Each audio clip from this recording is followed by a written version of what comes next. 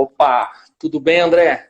Grande Azuma, meu professor, como é que você tá, meu irmão? Que honra participar Rapaz, essa segunda aqui com você, cara. satisfação é nossa. Tá me ouvindo bem, André? Perfeito, perfeito, aqui tá ótimo. Perfeito, tá ótimo. Ô, maravilha. Cara, uma satisfação ter você aqui conosco, né? Nosso programa aí que iniciamos tem aí quase um mês aí, o Criminal Monday, toda segunda-feira. É óbvio, né? Se é Criminal Monday vai ser segunda-feira, evidentemente, né? Dispensava falar, óbvio, mas beleza. Cara, é um prazer ter você aqui conosco. Já já a gente vai se apresentar. Enquanto a galera vai entrando aí, vou pedir para vocês se apresentarem aqui para nós, pessoal. Daqui a pouco a gente já começa, daqui uns minutinhos nós já começamos nosso conteúdo aqui. As pessoas que estão entrando, se estão nos ouvindo bem, já deram um sinal que sim, ok? Matheus, Cristiano Bessa. Cristiano é nosso... tá sempre aqui conosco. Um dia tem que entrar online com a gente aqui, Cristiano. Gabriel, estão nos ouvindo? Grande, Ok? Gabriel. Só fazer um registro público aqui, o Gabriel escreveu um artigo brutal na nossa coluna hoje. Quem não leu, pelo amor de Deus, se você tem amor à vida, ao direito, corre lá, lê o que esse cara escreveu. Se não é um gênio. Qual que é o título do artigo, Gabriel? Coloca aí pra gente. Galera, grande Vinição. Falei com o Vinícius hoje, meu amigo do Espírito Santo. Opa, maravilha. Bartuli, o Gui, Tô vendo aí o pessoal entrando. Matheus. Matheus é de onde? Coloca aí, Criminal na Prática. Ó, o Rodrigo entrando aí também com a gente. Aí é bruto. Né? O Rodrigo, Defensor aqui. É um bruto também, né? Aí é Herge, hein? O que Lampião pode nos ensinar sobre delação premiada, Orlando? Cara, eu acabei não colocando aqui o título da live, né? Puxa vida. Deixa eu colocar aqui. Olha lá, Poxa. Grande Matheus, aqui de Rio Preto. Vamos marcar um café aí, Matheus. Vamos marcar um café aí, meu parceiro. Vamos colocar aqui. Agora é só apertar, né, aqui para ficar. Deixa eu colocar aqui. Meu professor e amigo, Fábio. Agora, deixa eu só fazer um registro público aqui. O Coura acabou de lançar a comunidade base criminal.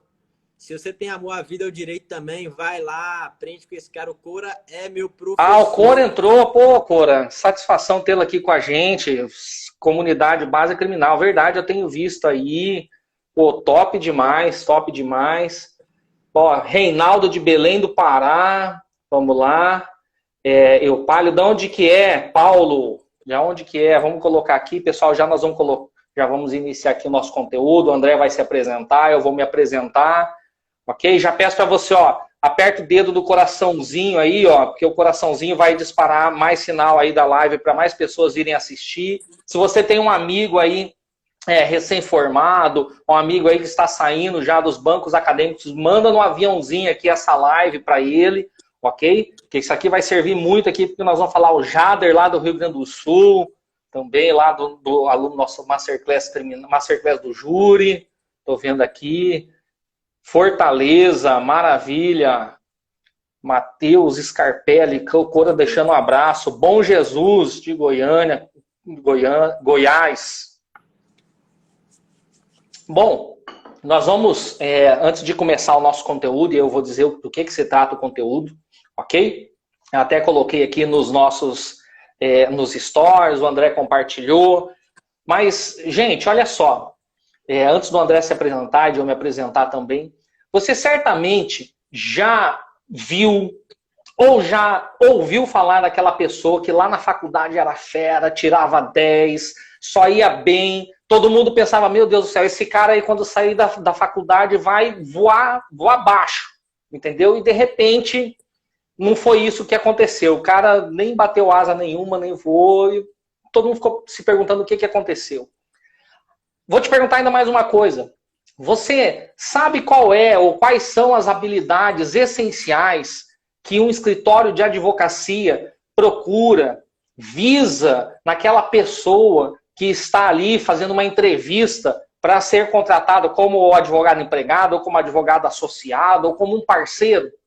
Então são sobre esses temas, esses tópicos aqui que nós vamos tratar hoje, nós vamos ver algo muito importante, que não basta ter QI, né, André? Não basta você ter uma inteligência altíssima, conhecer aí doutrinas e doutrinadores de core salteado, código de capa a capa. Isso não é o suficiente para você ter sucesso na advocacia. Isso não é suficiente. Isso não é o que um escritório de advocacia está muitas vezes precisando naquela pessoa que está ali para ser contratada. Então, se isso faz sentido para você, se isso faz sentido para algum colega seu, coloca o dedão aí no coraçãozinho, coloca o dedo no aviãozinho, compartilha isso para algum amigo seu, ok? Para algum colega seu, para algum grupo, que essa live, através do nosso querido André Colares, vai trazer muita diferença, muito conteúdo de valor para você. Então, André, antes da gente começar no nosso conteúdo, se apresenta aí para nós, meu irmão. Grande Azuma, primeiro eu quero agradecer a oportunidade de estar aqui falando com você, que é uma referência para mim, especialmente no Tribunal do Júri. Meu professor, já manifestei isso em outras oportunidades e quero registrar, reiterar. Azuma é o meu professor, especialmente na perspectiva do júri. Só deixar um abraço aqui para o EBEC, galera bruta que faz eventos sensacionais com vários ministros, tal. Grande Igor Salomão, abraço, meu irmão, parabéns pelo trabalho, sou seu fã. Azuma, primeiro te agradecer e me apresentar de forma muito breve. Eu sou um jovem aprendiz de advogado, apaixonado pela liberdade, um empreendedor do direito, uma pessoa que está aqui na Terra com uma missão de transformar vidas e assim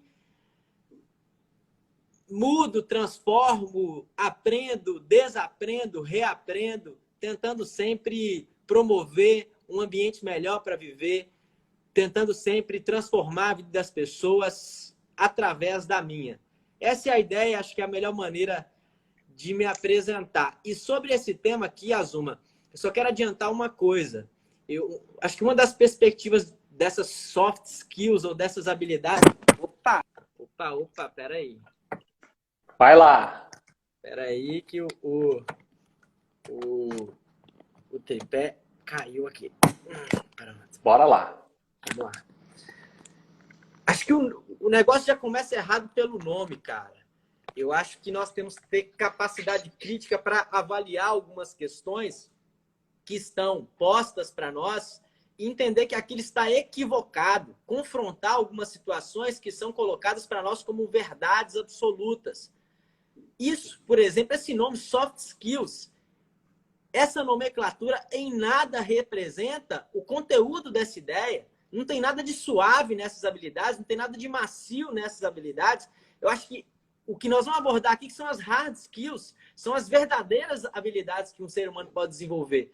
Então é necessário observar algumas questões que estão postas e jogar um olhar crítico ali. Praticar a criticatividade, algo que eu não vejo ninguém falar sobre. Muito se fala, é necessário ser criativo, mas é necessário também aplicar, se inteirar e observar tudo sob um viés crítico.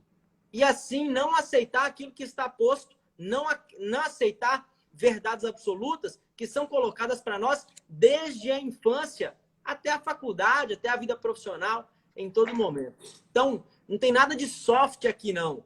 É hard. O negócio vai ser pesado e eu tenho certeza absoluta que vai ser transformador, vai, de alguma maneira, impactar na carreira, na vida, na trajetória de todo mundo que está aqui. Maravilha. Bom, o André se apresentou e só não falou de que cidade você é, André. Que pelo seu sotaque está todo mundo imaginando que você mora em Minas. Sou mineiro. Evidentemente, eu e o Cora somos os mineiros aqui de São José do Rio Preto, mas moro em Rio Preto, trabalho nesse escritório bruto aqui, ó, Mendes Araújo. Estão vendo? Pesado. E é isso, é onde estou. Maravilha. Bom, me chamo Felipe Azuma, para aquelas pessoas aí que seguem o André, sou advogado aí há quase, já completando aí 20 anos aqui na cidade de Dourados, trabalhei como defensor da Ativo durante 3 anos ali em Curitiba, enquanto estudava. E hoje estamos aqui lecionando já aí há quase 17 anos de magistério no ensino superior. E começamos a compartilhar conteúdo nas redes sociais desde o ano passado. E uma das coisas que me levou, André, aí já pegando o gancho aqui do nosso tema, foi justamente por ver, e aí a gente faz uma meia-culpa, quem é da academia, tava o Bunin aí também, pô, um abração, Thiago Bunin, o Franklin, aí um abraço para os dois, ok? Que é o seguinte, muitas vezes na academia nós não preparamos a pessoa, os acadêmicos, para lidar com a advocacia e para lidar com dinheiro. Eu vou aproveitar que o Cora estava aí, eu vi esses dias um vídeo dele, ele falava justamente sobre isso, que na advocacia não se ensina, na academia, não se ensina algumas coisas que são aí primados básicos da advocacia, né? Lidar com dinheiro, lidar com essas habilidades que são tão importantes, que são tão procuradas, são tão buscadas no mercado de trabalho. E aí vamos começar já falando sobre isso, André. Primeiro, você já disse o que não é soft skills, né? Porque é hard, é uma questão pesada mesmo, ok? Mas vamos começar a exemplificar aqui. O que é, ou quais são as soft skills buscadas no mercado de trabalho, na advocacia? Vamos aí fazendo alguma pontuação aqui. Essa questão é muito controversa. Existem várias conceituações e cada um apresenta um ideário de soft skills. Inteligência emocional, liderança, gestão. Mas eu acho que para começar o bate-papo aqui, até porque o Guto está aqui, uma coisa que é fundamental, eu acho que pode ser a primeira que nós vamos abordar, ainda que de forma superficial ou epidérmica, é gestão de crise. Uma coisa que é fundamental, uma habilidade fundamental, gestão de crise. Eu costumo dizer que essas soft skills, na verdade, são habilidades transcendentais. Se você observar os guerreiros do passado, olhar para 2000 anos atrás, você vai constatar habilidades dos CEOs desse momento, gestão de crise. Uma coisa que eu aprendi com o Augusto e aqui aplicando para a advocacia sobre grandes operações. Um dos módulos do método TGO, o treinamento do Augusto de grandes operações, ele fala: não olhe, não observe, não foque no olho do furacão. E é uma coisa que acontece cotidianamente. Quando o problema estoura, quando uma situação se avoluma, algo se torna muito grave, a pessoa estatiza. E aí, todo aquele arcabouço material de nada vale porque ele não consegue ser instrumentalizado, ele não consegue ser externado. Então, é necessário, em determinados momentos, ter a frieza necessária para levar a efeito e transbordar aquilo que você tem no seu interior. E aí, nesses momentos, em algumas situações, e nós vemos isso cotidianamente, você observa pessoas menos preparadas tecnicamente tendo melhores resultados. Por quê? Porque conseguiu executar, conseguiu, de alguma maneira, se comportar, aplicar o pouquinho que sabe. E aquele que tinha um mar de conhecimentos se tornou uma estátua e não conseguiu levar a efeito aquela perspectiva ou aquele conhecimento, não conseguiu aplicar aquele cenário. Então, sobre isso, alguma coisa a dizer, Yazuma? Sim, o Zanoni, uma vez eu escutei uma palestra dele, ele diz o seguinte, o Zanoni gosta, né, quem conhece ele, gosta de avião, ele diz que tem um termo da aviação que fala o seguinte, que a pessoa, ela não pode, nesses momentos, cristalizar. O que é cristalizar? Ela petrificar, ela congelar. E tem gente que nessa hora, na hora do perigo, na hora do embate, na hora do vamos ver mesmo, ela gela. Né? E aí tudo aquilo que ela aprendeu, tudo aquilo de teoria que ela sabe, parece que vai ali ralo abaixo. Né? Então, uma vez eu vi, aí eu não sei se a fonte confere ou não, mas dizia o seguinte, até não sei se não era no livro do Daniel Goleman, lá sobre inteligência emocional.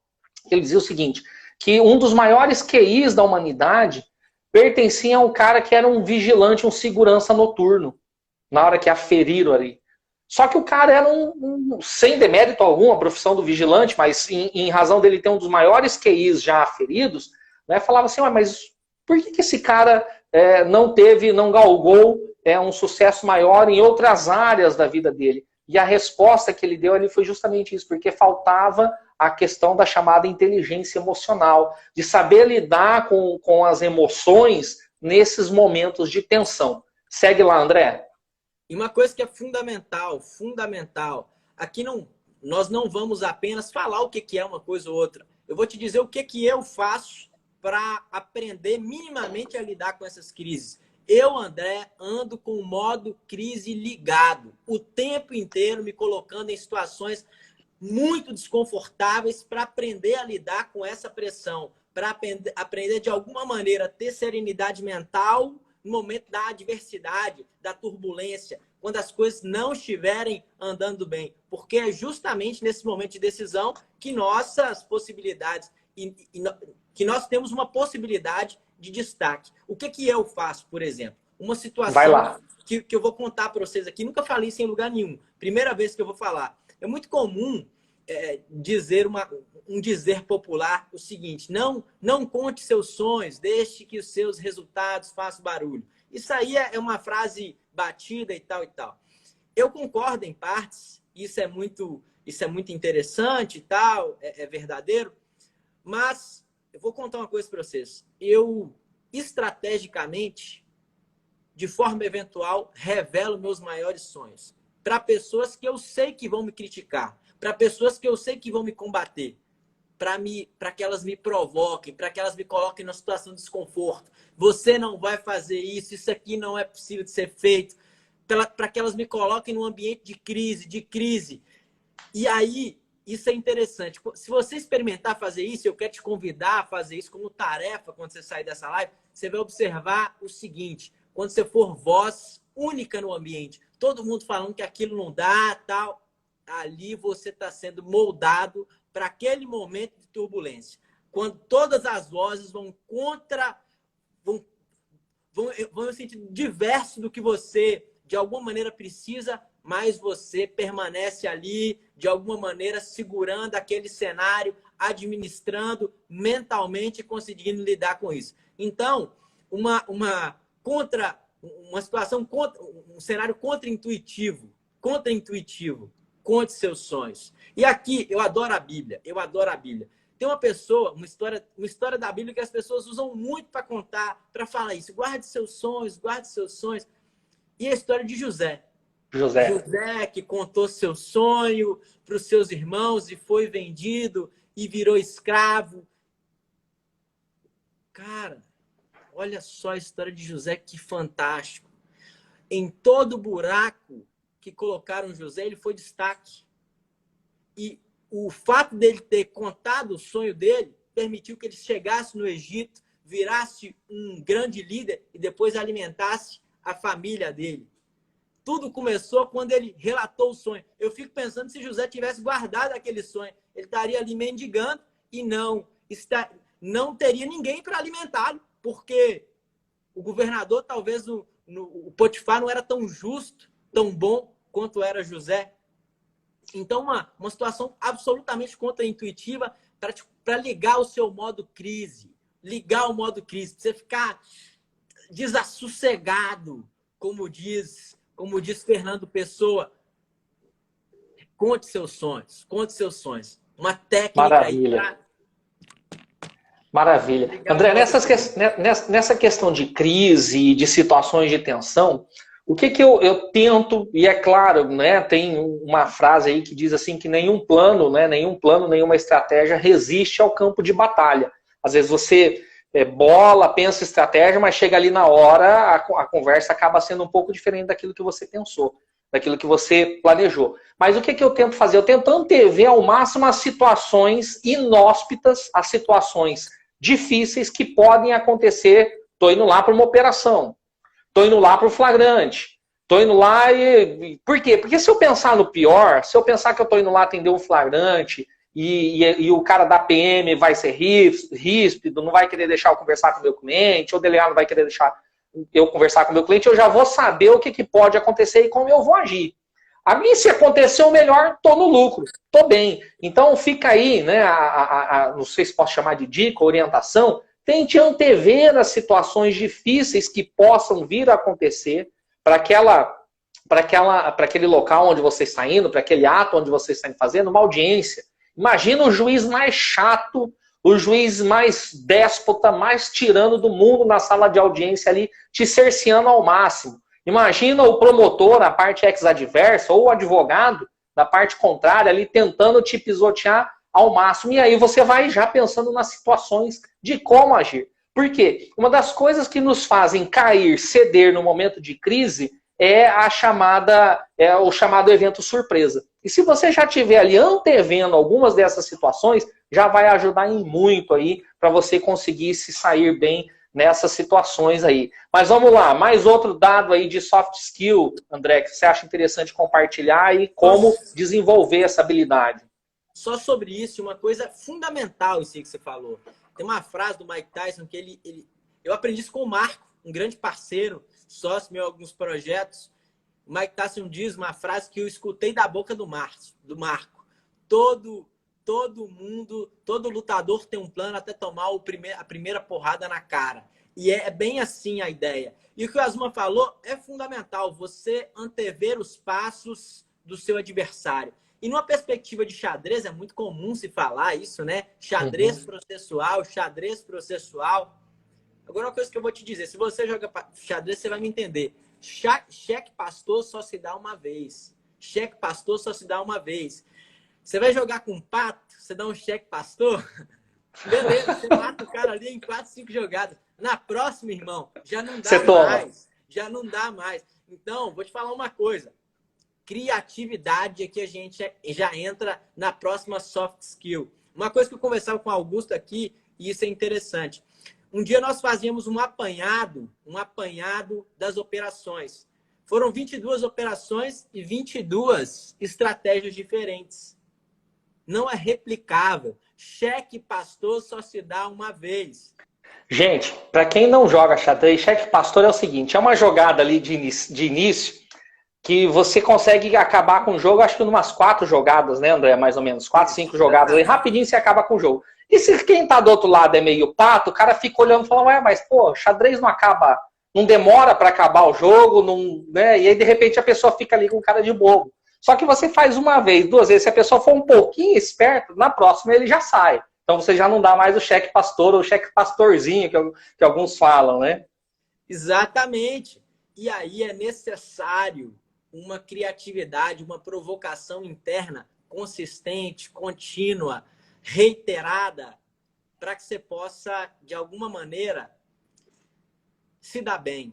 E aqui, a segunda tarefa para isso acontecer. Sabe qual que é a segunda tarefa para isso acontecer? Para você provocar a sua criatividade? E eu vou te convidar a fazer isso. Contar sua estratégia. Uma oportunidade maravilhosa de fazer isso é aqui, em live. Porque isso te obriga a, da próxima vez, não repetir. Uma coisa excelente de fazer live, eu não faço mais tantas lives, mas é a obrigação que você tem de não repetir o que você falou no dia anterior. Eu vejo isso aqui, o Augusto, em cada live, ele vai falando de uma operação ou de casos dentro de operações. Eu fico pensando, quando é assim, umas 40 lives, a pessoa ela começa a se provocar, né? Fala, meu Deus, eu preciso arrumar mais operação ou inventar novas estratégias para produzir mais. Então, senão vai ser piano de uma tecla só, né? Exatamente, exatamente. Então, uma excelente maneira de te provocar a criação é contar o que você criou, soltar para o mundo, porque aí você é obrigado a se preencher novamente. Porque, eventualmente, você conquistou determinada situação, transbordou. Você está guardando aqui, repetindo aquilo sempre para meia dúzia de pessoas, você se acomoda. É muito confortável ficar falando das 22 operações que você construiu. Não, é o que no módulo lá do TGO, o Augusto chama de caçadores de operações. Tem que caçar mesmo, tem que ir à luta para que você possa cada vez mais transbordar, oferecer. Então, uma situação maravilhosa para provocar a criatividade, contar aquilo que você produziu. Uma coisa que eu fazia, não faço mais, eu comecei a fazer live, deve ter uns 2 anos ou 3, em 2017, eu acho. E aí, todo dia eu abria uma live e fazia uma analogia bíblica com o tribunal do júri. E assim eu fiz uns 30 dias. E aí, uma coisa que eu observava ali, antes, eu tinha umas 5 analogias assim, que eu ficava falando, repetindo para um, para outro, isso, aquilo.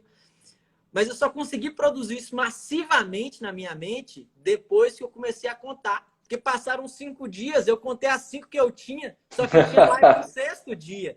E tinha no 7, e tinha no 8º. E aí você, em razão de ter contado isso, amplia seu repertório. Então não guarda nada não, solta tudo, manda para frente, que isso te obriga a se transformar. Então fica essa segunda tarefa aí, ó, despeje tudo que você tem, porque isso te obriga a se preencher novamente. Maravilha. Vamos lá, André. Comunicação, oratória, faz parte disso aí do nosso tema? E é necessário para a advocacia? Somente comunicação, não é ser comunicativo. Vamos lá? Absolutamente, absolutamente. E eu vou te dizer que comunicação não é o simples fato de... A comunicação não se reduz à expressão verbal.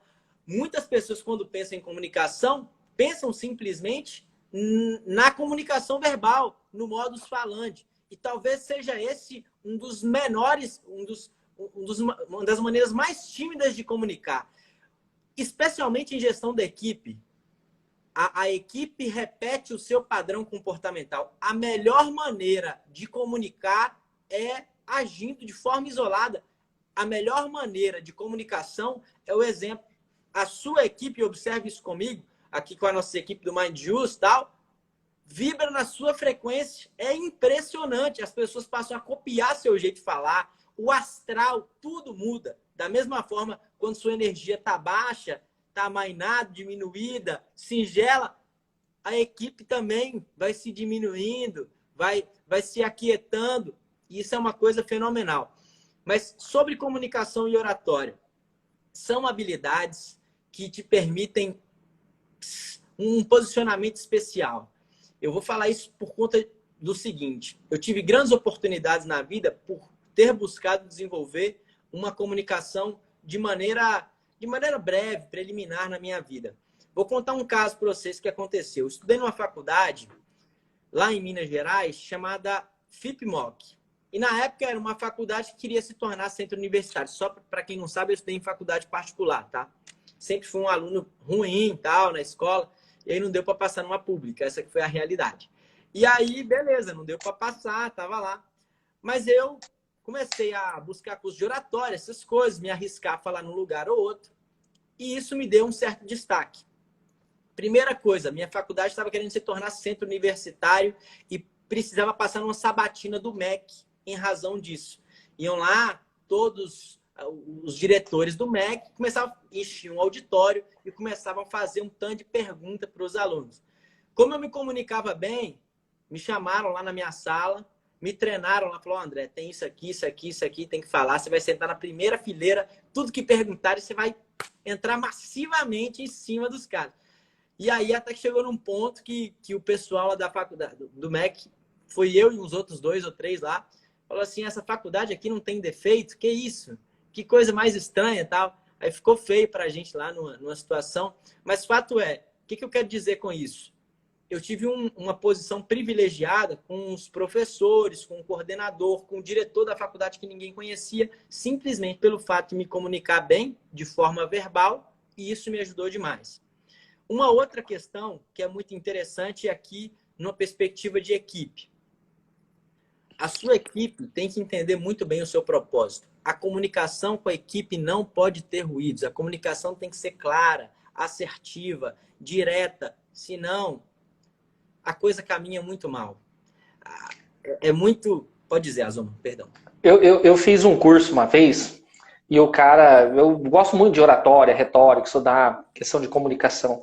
E o cara, na princípio, eu falei, não é tanto assim, mas depois eu vendo, eu falei, puxa, eu acho que ele tinha razão. Ele dizia o seguinte, olha, toda falha no processo de comunicação é um erro do comunicador. Então, às vezes, o cara não se comunicou direito, entendeu? E aí ele vai cobrar da equipe, e aí a equipe não entendeu o que ele estava dizendo. Aí ele vai dizer que muitas vezes atribuiu o erro à equipe, mas muitas vezes lá no fundo a falha foi dele no processo de comunicação. Então isso é primordial. E também é uma via de 2 mãos, né? Isso vai do líder para o liderado, do liderado para o líder. Isso tem que se fazer entender. Mas vai lá, André, te cortei. Cara, isso é sensacional. Eu vou falar uma coisa com vocês aqui, uma outra tarefa para que esse nosso bate-papo seja válido e não só um papo aqui entre eu e a Azuma, que você vai aproveitar alguma coisa. Uma tarefa efetiva sobre expressão verbal. Passe a utilizar determinado padrão comunicacional, eu falo na perspectiva verbal, no seu dia a dia. É até engraçado, vocês observam o Coura conversando assim nas lives, o Coura fala muito difícil. E é assim no dia a dia. Ele fala polido. Eu gosto muito de ouvir o Coura, ele é muito polido. É muito... A voz do Coura é suave, é uma voz que acalenta o coração. É uma das pessoas que eu modelo nessa perspectiva de comunicação verbal. Tem prejuízos nisso? Tem benefícios? É claro. Você passa uma imagem muito positiva a todo tempo, porque aquilo é você. Tem dificuldades? Eventualmente tem. Hoje eu estava sentado aqui com o pai de um cliente, de um júri que nós vamos fazer, e aí eu estava explicando para ele um negócio e eu estava tendo dificuldades de falar com ele algumas questões. Por exemplo, é um júri que nós vamos fazer terça-feira e eu fui explicar a ele alguma coisa e eu me vi falando captura cognitiva do jurado. Captura... Nossa. Ele não entender nada. Nada. Mas por quê? Nós conversamos assim no dia a dia, né? É isso, faz parte. Você está aqui na live. O nosso padrão comunicacional, ele se alinha muito com o de outros profissionais, de outras pessoas que estão num padrão, talvez, educacional, mas parecido com o seu.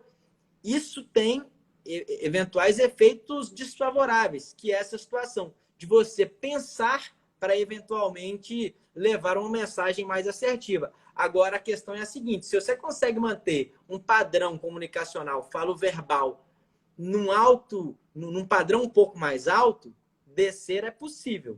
Agora, se você mantém um padrão um pouco mais rasteiro, para subir na hora, meu irmão, não dá não. É difícil. Não vai. Então, pessoal, ó, vai lá. Se isso faz sentido para você, coloca o dedo no coraçãozinho aí. Já estamos batendo quase 50, chegamos em quase 50 pessoas. Vamos passar esse número aí. Coloca um aviãozinho aí, compartilha com alguém. Mas eu quero, né, falar uma vez também em um desses cursos que eu fiz de oratória, era um curso de comunicação, basicamente, ele dizia o seguinte: existem 2 níveis de comunicação. Aí para a gente até já partir para os próximos tópicos aqui, André. Existe a comunicação, aquela comunicação tópica e existe aquela comunicação relacional. O que é a comunicação tópica? É aquilo que eu estou falando expressamente para você. Olha, André, eu não gosto disso, André, eu gosto daquilo.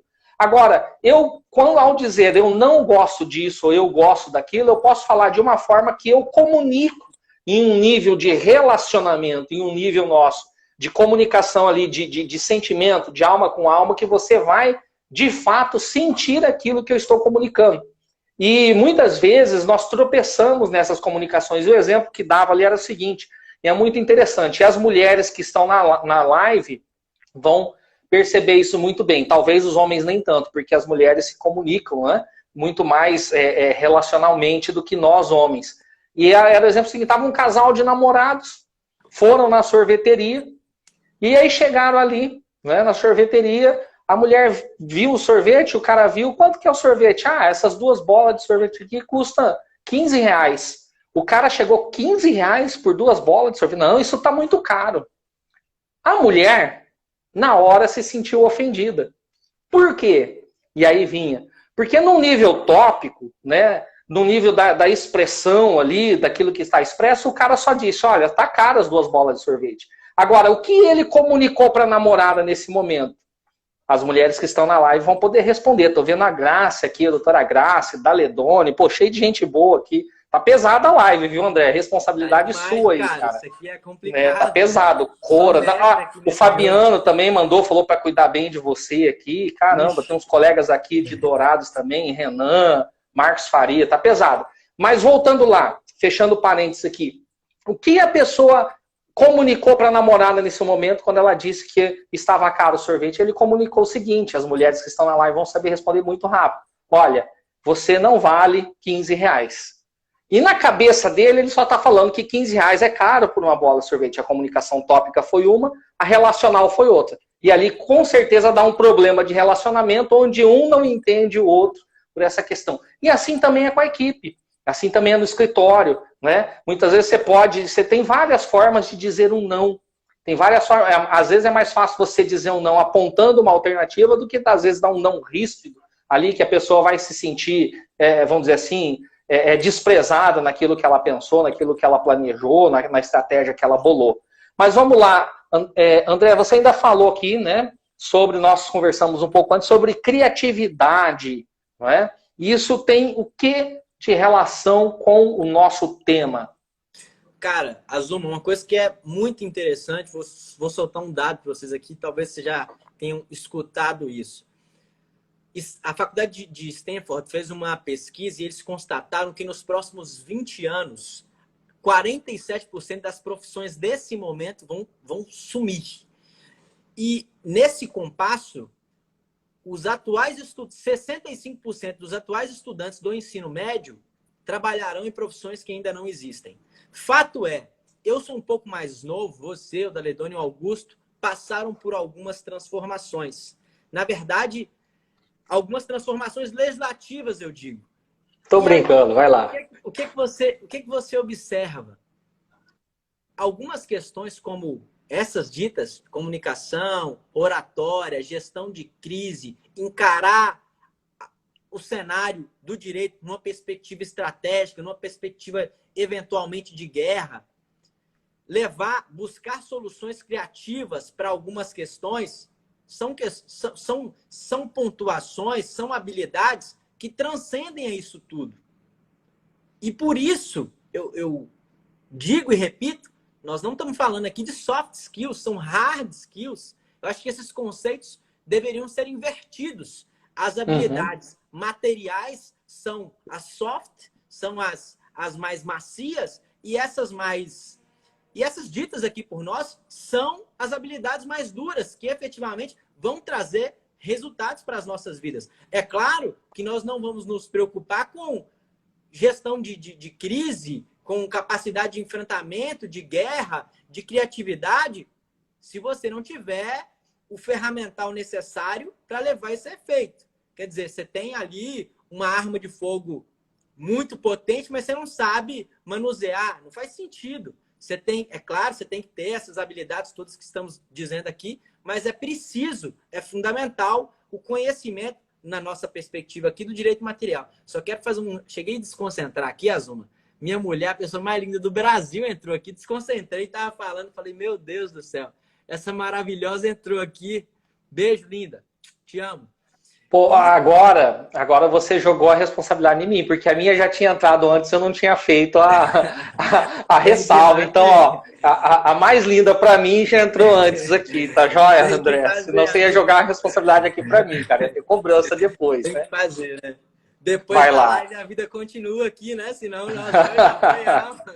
Tem que fazer, cara. Beijo, meu bem. Então, cara, eu acho que essas questões são efetivamente muito importantes porque transcendem os tempos. As profissões vão mudar, a maneira de se comportar na profissão da advocacia vai se alterar, mas tudo isso que nós conversamos aqui, todas essas questões vão transcender a tudo isso. E isso é interessante. Por que eu falo desse cenário? Advogados como você e o Daledoni, o Augusto, que está aqui também, não sei se está ainda, já passaram por várias transformações legislativas. A lei mudou em várias oportunidades, gente nova chegou no mercado, mas vocês se mantiveram em uma posição de alguma maneira confortável durante todo esse tempo. Será por quê?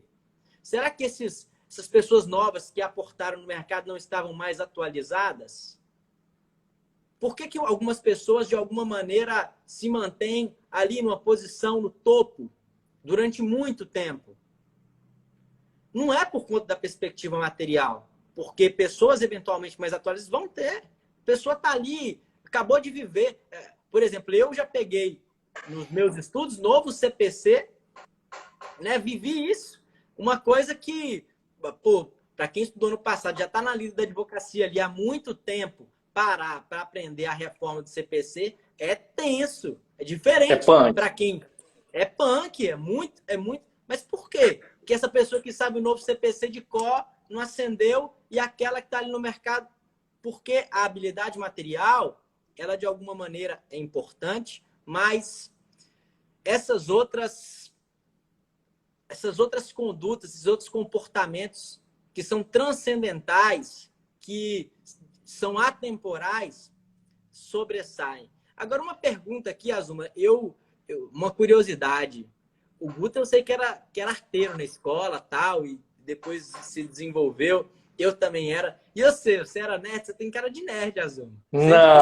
Não, eu sempre fui muito crítico, entendeu? No período de faculdade, mas assim, eu não era aquele cara nerd de que gostava de tirar nota boa, que era o cara assim, o CDF, era um cara crítico, reconhecido por isso, mas nerd, não, nunca fui.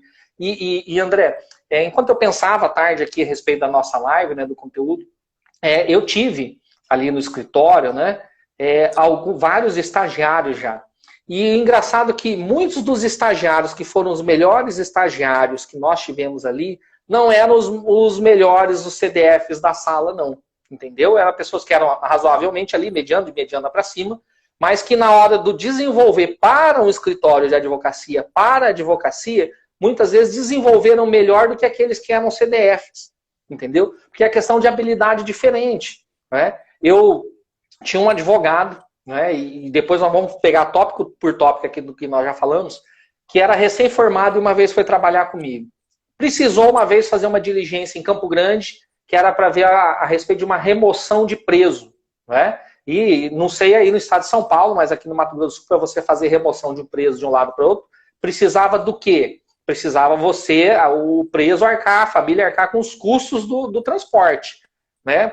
Hoje, faz muito tempo que eu não faço, não sei como é que tá, mas era assim. Aí esse colega, recém-formado, e começou a advocacia comigo, eu peguei e falei, vai lá e vê no órgão X o que é preciso para fazer a remoção.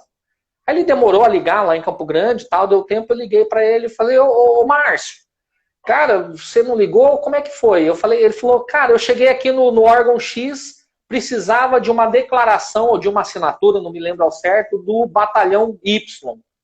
Falei, puxa vida, agora já atrasou tudo. Aí eu falei, e aí? Ele falou, não, eu fui lá e peguei. Mas eu cheguei lá no batalhão e precisava de não sei o que, de outro setor, né, dessas burocracias aí que nós enfrentamos. E aí? Ele falou, não, eu fui e já peguei também, estou levando tudo em mãos para você. Ou seja, e era uma pessoa que também não era os tops, um dos top ali da sala dele. Né? Mas é aquela pessoa que tem a proatividade que é necessária para a advocacia. E aqui é outra coisa também interessante, dentro desse tema aqui também que nós estamos tratando. Então, só para a gente voltar, nós falamos aqui já de gestão de crise, de comunicação e oratória, de criatividade, estou falando agora de proatividade, né? André, e o que mais que você poderia falar aqui sobre gestão de equipe, ou ainda continuando aqui em criatividade, que eu te cortei? Exatamente, o que você falou é fenomenal. O que é criatividade? Eu gosto muito do Murilo Gun, não sei se vocês já acompanharam, é um cara fenomenal, uma pessoa muito especial, um professor de criatividade. Ele criou essa profissão, né? E isso é bem legal, ele criou essa profissão, ele é professor de criatividade. Eu não conheço outro, conheço só ele. E o que é um professor de criatividade? O que ele fala? Ele fala, para começar, essa palavra é uma merda, porque ela promove um bloqueio criativo. E por que isso? Porque você imagina que é necessário inventar algo do zero. Você está aqui contemplando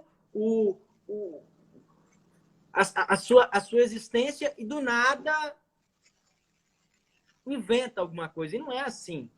O que é? Para Murilo Gun, a palavra criatividade deveria chamar combinatividade. Porque o que é uma criação? É uma combinação inédita. O que o Murilo Gun fez? A profissão professor já existia. Essa ideia de criatividade já existia. Ele combinou duas coisas que já existiam e criou uma situação inédita. O ineditismo está na combinatividade. Se você pega algo do business e transporta para o mundo do direito, faz determinadas adaptações, coloca a sua personalidade, você criou algo que já existia lá, mas aqui é novo, aqui é inédito. Então, essa questão é muito interessante. Encarar, assim, parar de imaginar que você vai ter que inventar a roda. Não. Você só tem que fazer uma combinação inédita. E isso é criatividade. E acho que a melhor conceituação, e é do Murilo Gun também, não é minha, vamos declinar aqui os direitos autorais. Tá certo. Ele diz, o que é criatividade? É uma capacidade de solucionar problemas. E é o que nós todos somos, solucionadores de problemas. A grande dificuldade é que muitas pessoas se apegam a uma forma. Tem que fazer dessa maneira aqui. Não. O que você tem que fazer é solucionar o problema. Não existe um caminho retilíneo. Existirão curvas e você terá que contornar da maneira mais efetiva possível. E qual que é o lance da criatividade? Você desempenhar o melhor papel possível gastando o mínimo de energia. Essa é simplesmente a ideia. Pronto, acabou. Não tem nada demais em criatividade. Pelo menos na minha leitura. Maravilha. Maravilha. André, nós já estamos aqui com 47 minutos para a gente ir para o nosso último tópico aqui, para depois, se alguém quiser fazer perguntas ali, pode colocar na interrogaçãozinha ali, a Lourdes colocou uma agora aqui, coloca ali na interrogação que a gente vai ler. Outro ponto importante que se procura num profissional da advocacia é a questão de negociação e vendas. Alguém fala assim, mas vendas? O advogado vende o quê? Opa! Meu irmão, você vende seu serviço. Você, entre aspas, se vende, né, enquanto profissional, né, enquanto advogado.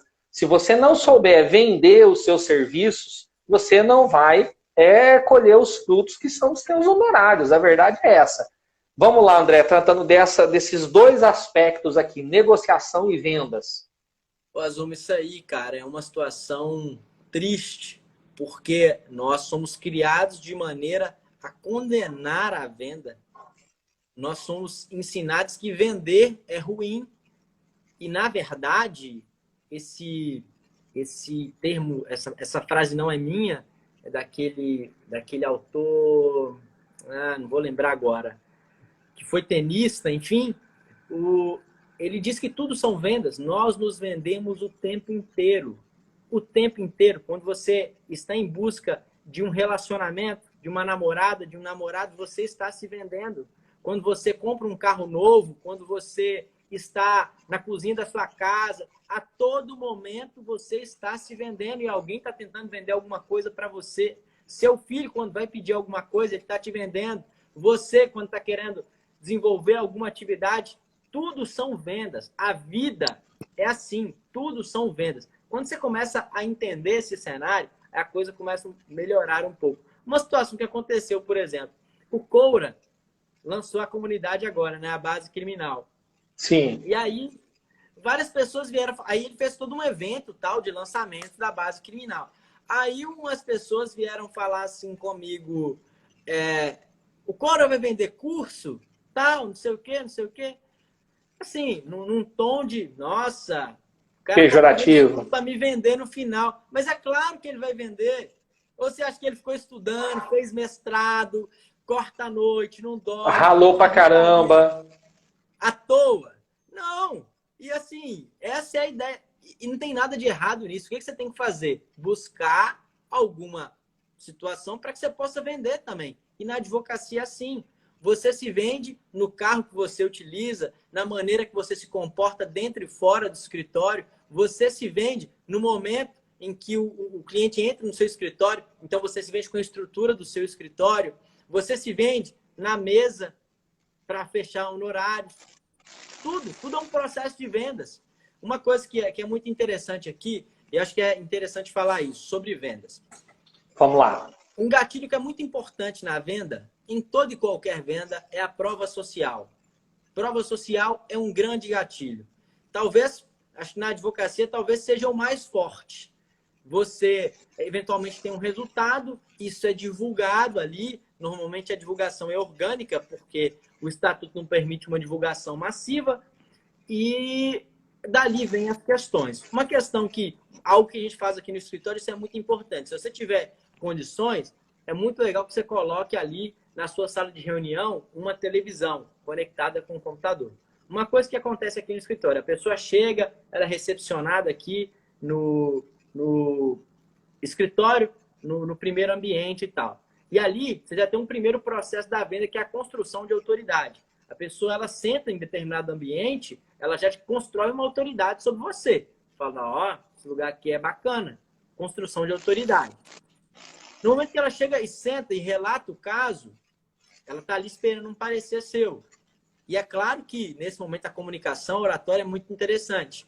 Mas, e aqui vamos aplicar a criticatividade. Matar a cobra e mostrar a cobra é muito importante. A galera fala isso, matar a cobra e mostrar o pau. Mostrar o pau é muito fácil, né? Você não precisa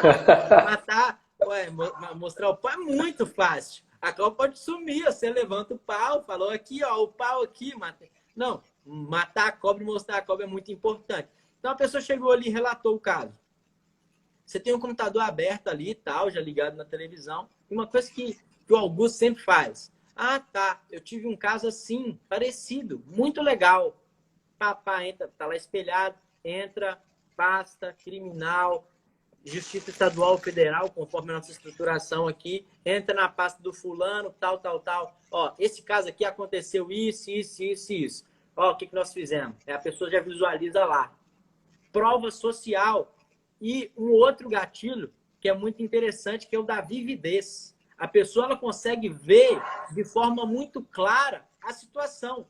Você falar que você pegou um caso assim é muito interessante, é muito positivo, gera resultado efetivamente.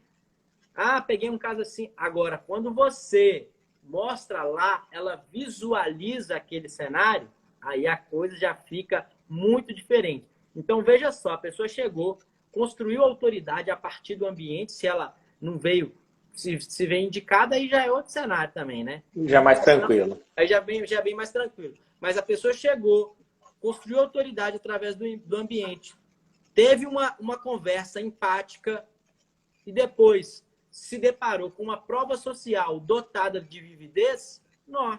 Aí fica mais fácil para você, de alguma maneira, apresentar a sua precificação. E não pode ter vergonha, né, cara, de cobrar. A verdade é que quantos anos você está se construindo para esse cenário, para apresentar esse tipo de resultado? Então, enfim. André, a gente está com quase 7 minutos aqui, já 6 faltando para a live, mas falando a questão de cobrança. Eu, no início, era muito acanhado, com vergonha para cobrar. Eu falo isso, aí tem uns sócios meus que dizem bem assim, mas você perdeu, faz bastante tempo que você perdeu isso, né? Eles tirou sarro de mim.